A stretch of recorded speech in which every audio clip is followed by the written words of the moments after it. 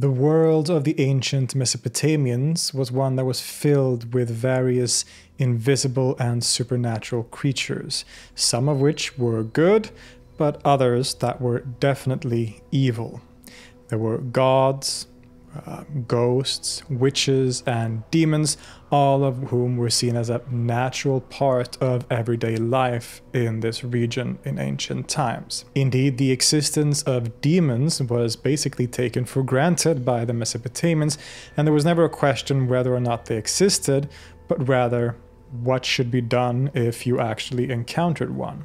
In fact, there was quite a complex and developed demonology in this ancient civilization, one that involved theories regarding the personalities of different demons, how to interact with them, and of course, how to get rid of those that were causing trouble or malady. So, for this year's Shocktober, we're going to dive into the fascinating world of demons and ghosts and evil, well, supernatural creatures in ancient Mesopotamia.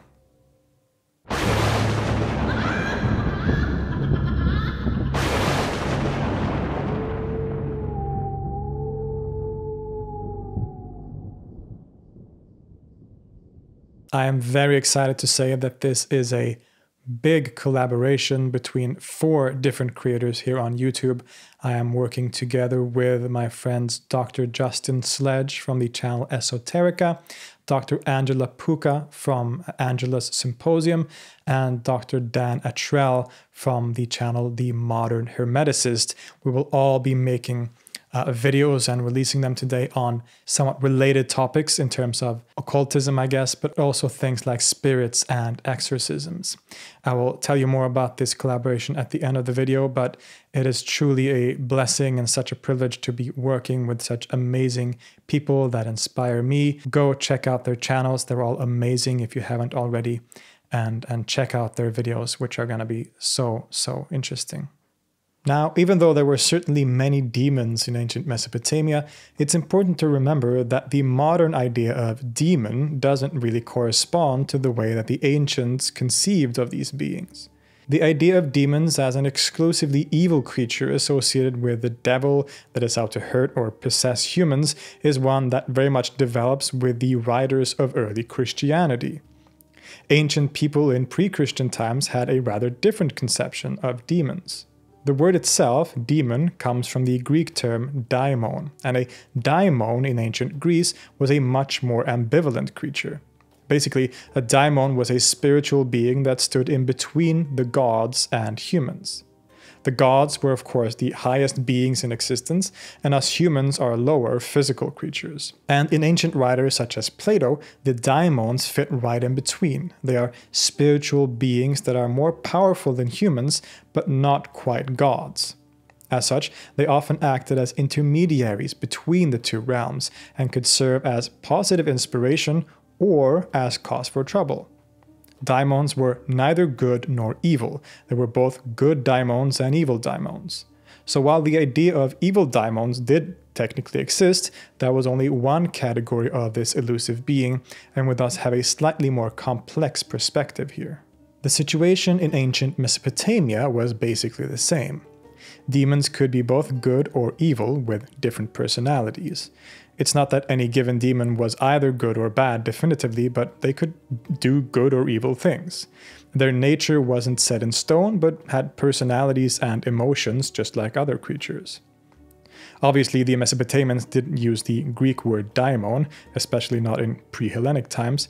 Instead, the Sumerian word udug, or the equivalent Akkadian utuku, was used to refer roughly to our concept of demon today, or rather the ancient Greek concept of demons, as long as we understand that translating it as demon is a compromise, and that we should keep in mind that this is referring to a much broader category of beings rather than the Christian evil creatures that we associate with the term today. So what were these demons? Well, the demons were everywhere, and they were seen as the cause behind all kinds of different issues, both personal and larger societal issues. It was demons that caused illnesses, both mental and physical. It was demons that could cause strife in general in society. It could affect the crops in the fields. Demons that did evil things, which some demons did, was a problem to the ancient Mesopotamians, and they were feared. And there developed ways for humans to control and get rid of these creatures, as we will see soon. To understand more how they worked, I think it's probably useful to take some particular examples. So demons could be very ambiguous creatures that could take on different forms or no form at all, but there are certain famous demon personalities that had certain characteristics and personalities and were associated with certain things. One of the most famous of these demons was Lamashtu, a frightening female demon that was primarily seen as a great danger to children and newborn babies. Indeed, the thing she was most feared for was that she would stalk mothers and eat their babies, either before or after birth. In other words, she's definitely a demon that represents the dangers of childbirth and the possibilities of miscarriage. If a mother has a miscarriage, the baby is stillborn, or the mother doesn't survive the birth, this is the work of Lamashtu. Quite an unpleasant creature. These frightening characteristics and features can also be seen from depictions of her, as she's often portrayed with a lion's head and taloned hands, clutching snakes and nursing a piglet. The theme of motherhood is present here, but in a kind of twisted way. The origins of this demon is uncertain, but one of the names by which she is known is as the daughter of Anu, Anu being the chief god in the Mesopotamian pantheon.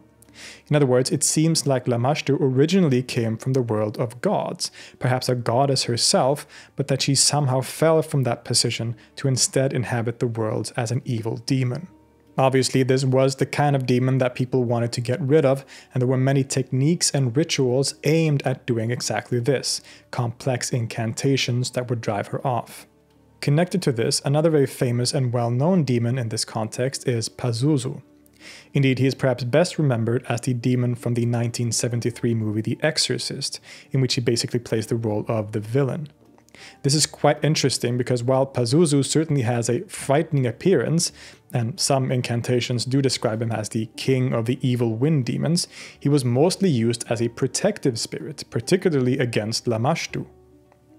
Pazuzu really looks like a monster. He has the head of a beast with long claws and 4 wings, but the figure of this demon would be employed as protection. His head would often be worn by pregnant women to keep Lamashtu away from their unborn child, and a statue of him could be kept in the house or used in rituals for the same reason. Quite the opposite of his role in The Exorcist, in other words. Aside from these 2 prominent characters, we also have other more ambiguous kinds of demons or creatures that roam the lands of Mesopotamia. There was, for example, the so-called Liliths, or Lilitu, female spirits of women who died in childbirth that could roam around, as well as the similar Ardat Lili, ghosts of young women who had died unmarried that now drifted with the wind from the hills and haunted men at night. Many have, of course, connected these Liliths, the etymology of which means something like a female spirit or demon, with the figure of Lilith in the Bible, sometimes conceived of as the first wife of Adam. Etymologically, there's probably a connection, and it's another example of the influence of Mesopotamian mythology on the books of the Bible.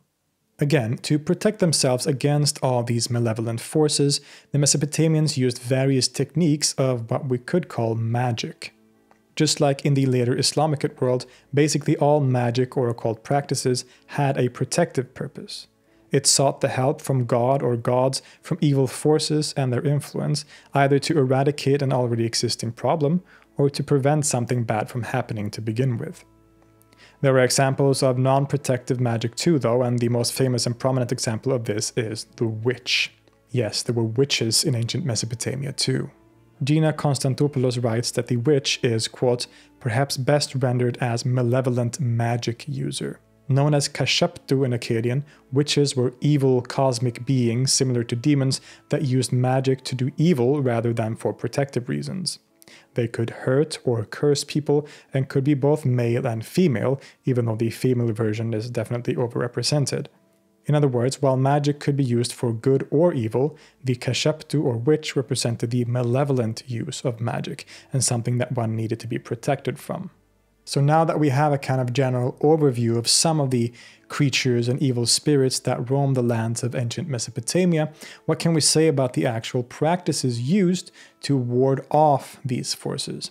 I mentioned earlier that there existed various rituals and protective ways that one would counter these evil forces or get rid of them or at least control them in some way. And this included fascinating things, everything from incantations, protective amulets, exorcisms, and various other juicy things.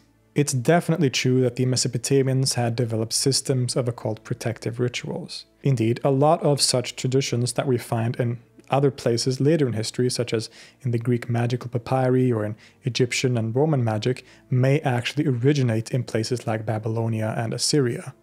We have long texts written back then about how to protect oneself from witchcraft or demons, and archaeological findings also gives us first-hand examples of what this could look like.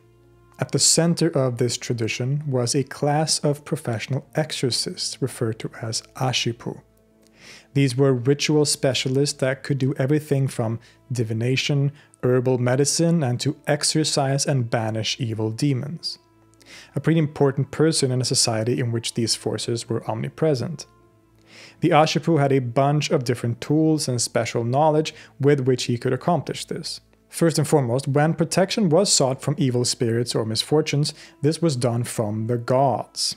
Not the daimons, right, but the actual gods who rule the world, deities like Enki, Marduk, or Ishtar.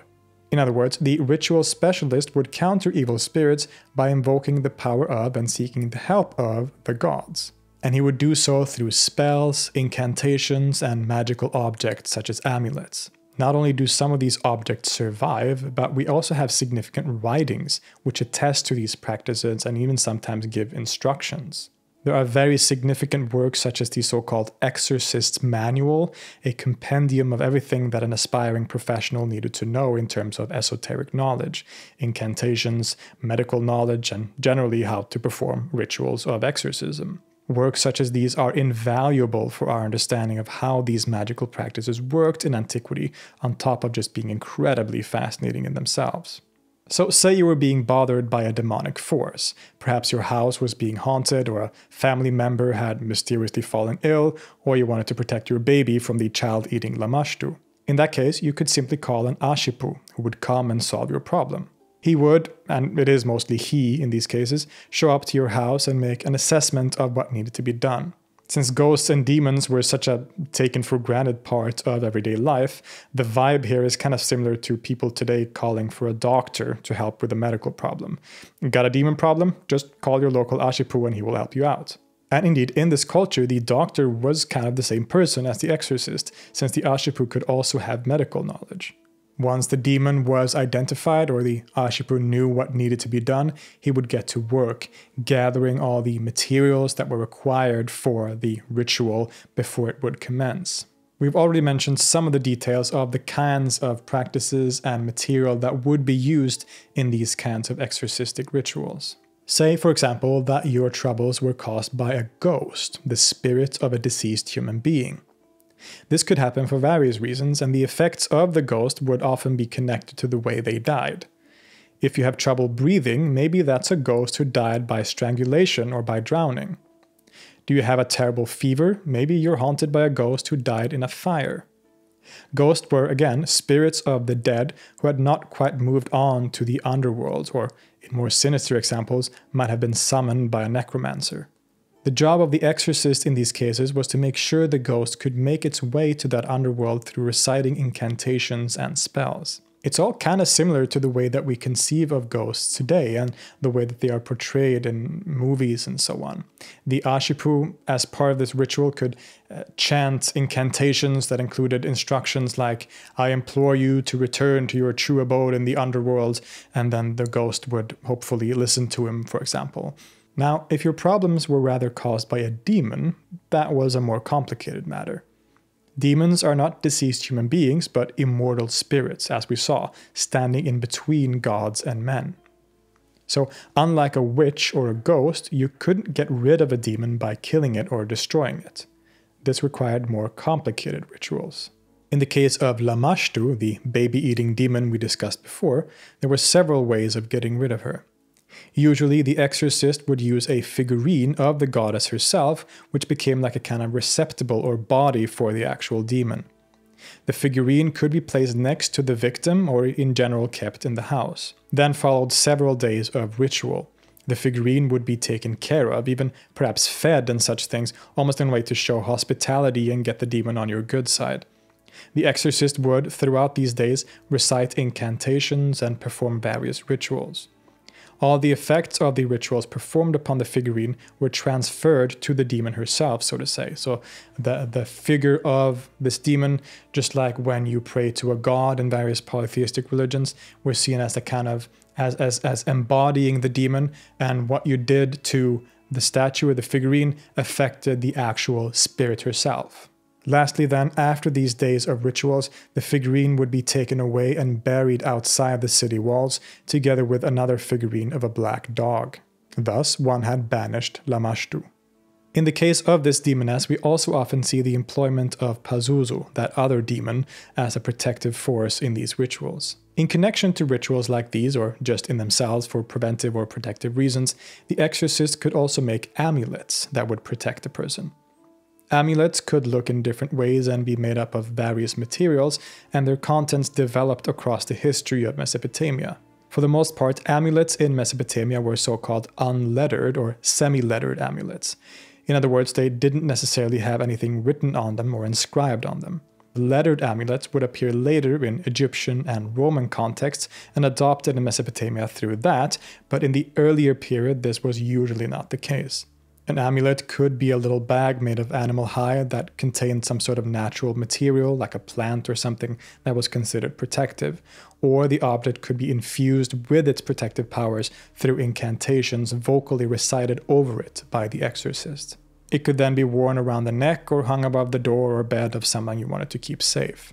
Again, in the case of Lamashtu, we saw that one very popular amulet was to wear a figurine of the head of the demon Pazuzu, who protected against her evil powers.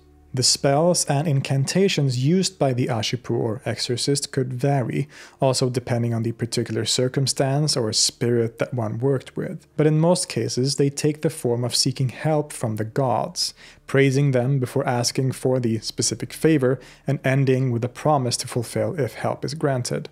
As I said, in later periods, we also see the prominence of written talismans, where images or spells would be written on an object like a piece of parchment or copper or stone, and just the fact that those words are written on it means it has protective powers. A common spell could look like this, quote, first there would be the word en, which means spell, and then it would say the actual spell like this. O Lamashtu, daughter of Anu, prominent one among the gods, Inin, most princely lady, but also binder, grievous Asakudemon, ghost that weighs heavily upon mankind, so that exalted Lamashtu should not come close to man, may you be bound by the spell of heaven, bound by the spell of earth. This kind of thing becomes incredibly widespread in later periods. We see very extravagant examples of this in the so-called Babylonian incantation bowls of late antiquity. These were often conceived in a Jewish context, but functioned in the same way. Rabbinic or biblical verses could be written in these bowls, which then functioned to trap evil demons. It's fascinating stuff. And in the later Islamic tradition and their occult practices, we see the exact same things, with Quranic verses or names of God in Arabic being employed as talismans by simply writing them down on different materials. Some argue that many of these practices have their origins in ancient Mesopotamia. As a third example, maybe you are being bothered by the malevolent magic of witches or asheptu. This is a little different from demons because witches can be killed. The ritual of getting rid of a witch is somewhat similar to a demon exorcism though. The Ashipu would often make a figurine of the witch, and rituals performed on the figurine would transfer to the actual witch, just like in the case with Lamashtu, for example. In a similar fashion, incantations were recited, and then the figurine was often burned in a fire, so that the witch's spirit would rise like smoke to the heavens and be punished by the gods. And even more mundane problems could be solved with the help of these ritual specialists. Perhaps you got stung by a scorpion, a pretty serious thing in the ancient Middle East. One instruction sounds like this, quote, "A bundle of 7 reeds to be used as a torch. Then the scorpion will be placed on the burning torch until it is consumed. During that time, one will recite over the sting the prayer as follows," and then there follows a longer prayer, which ends like this, "Then let the flowing water carry everything away in its eddies. Let the current take it away, and may a solitary hand, that of Enlil, descend to rest on its victim. Such is the formula to calm the effect of the sting of a scorpion." Indeed, these are just a few examples of the different ways that the Ashipu, the ritual specialist or exorcist, would help people with various evil forces or demons and spirits in ancient Mesopotamia. But as we saw, this was an accepted reality. This was part of everyday life for people, and calling for an exorcist was basically the same as us calling for a doctor today. The lands of Babylon and Assyria, of Sumer and Akkad, were filled with spooky ghosts and spirits and creatures, which sometimes could cause you illnesses or other problems. And the only way to get rid of those problems was to call a ritual specialist, an ashipu or exorcist, that could use his specialized knowledge and the tools that he had at his disposal to get rid of the issue.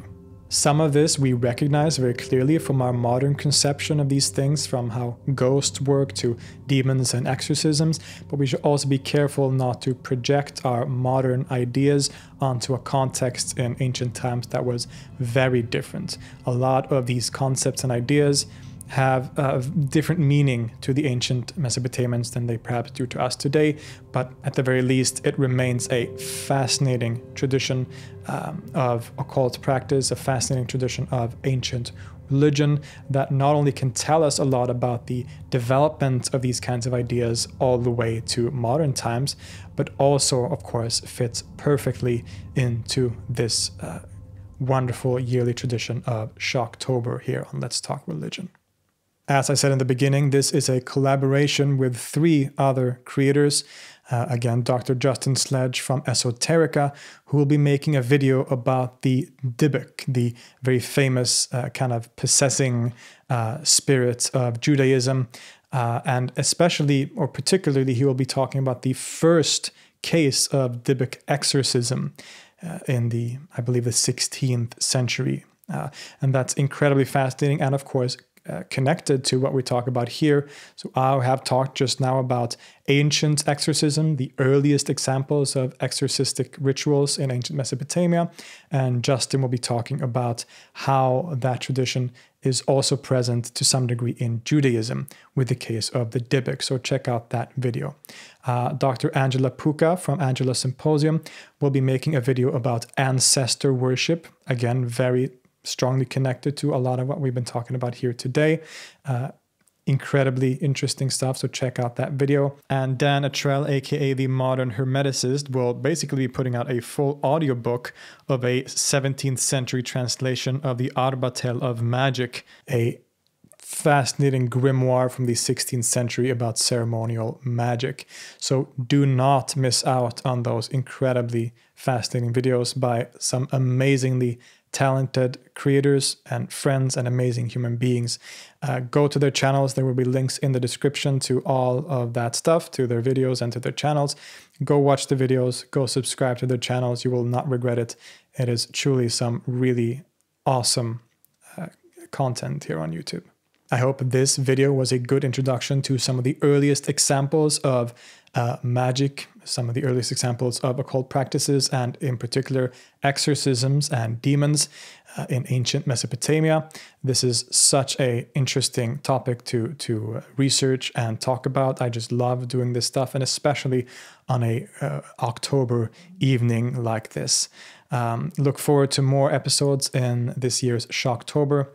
Next week we are talking about the Shams al-Ma'arif, the most famous and, I should say, infamous book of occult practices in the history of the Islamic and Arabic-speaking world.